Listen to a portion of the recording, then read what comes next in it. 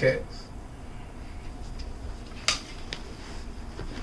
Once upon a time, there was a very old man and a very old woman. They lived in a nice, clean house which had flowers all around it, except where the door was. But they couldn't be happy because they were so very lonely.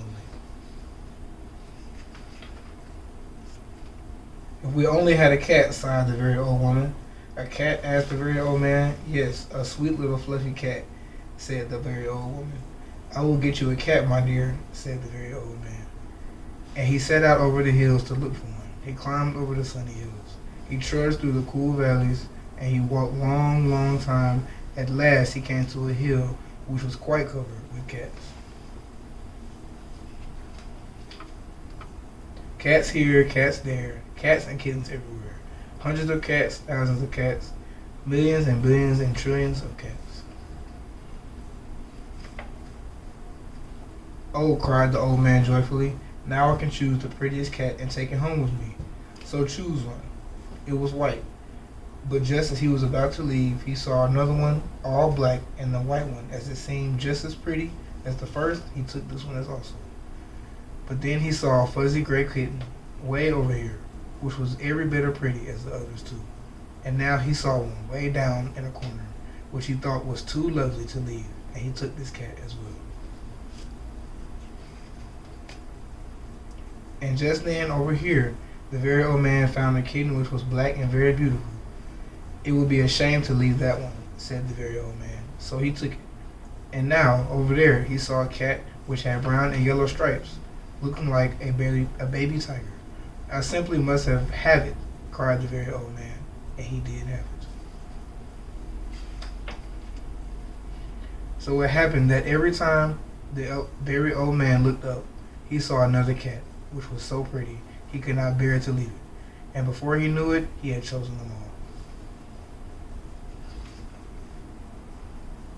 They came to a pond. Mew, mew.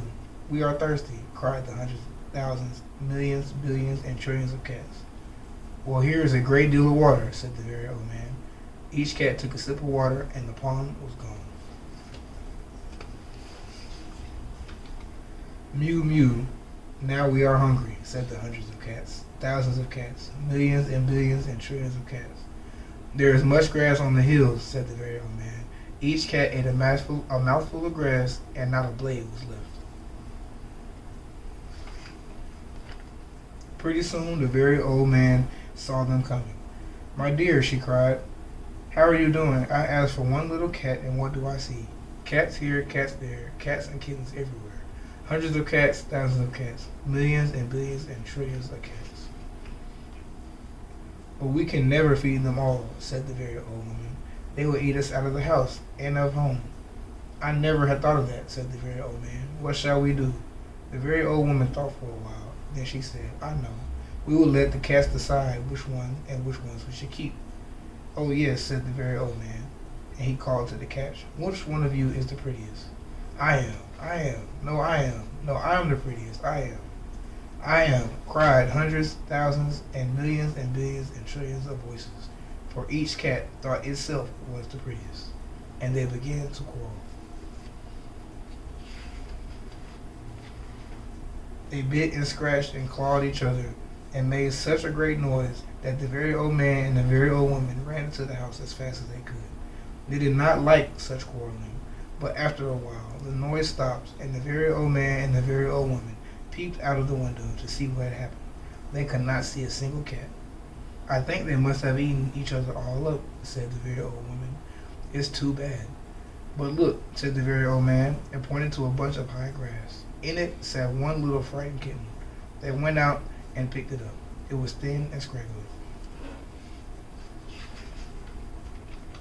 Poor little kitty, said the very old woman. Dear little kitty, said the very old man, how does it all happen that you are not eaten up with all the thousands and hundreds and millions and billions and trillions of cats? Oh, I was just a very homely little cat, said the kitten. So when you asked who was the prettiest, I didn't say anything. Nobody bothered about me. They took the kitten to the house where the very old woman gave it a warm bath and brushed its fur until it was soft and shiny. Every day they gave it plenty of milk, and soon it grew up nice and plump. And it was very pretty cat, after all, said the very old woman. It was the most beautiful cat in the whole world, said the very old man. I ought to know, for I've seen hundreds of cats, thousands of cats, millions and billions and trillions of cats, and not one was as pretty as this one.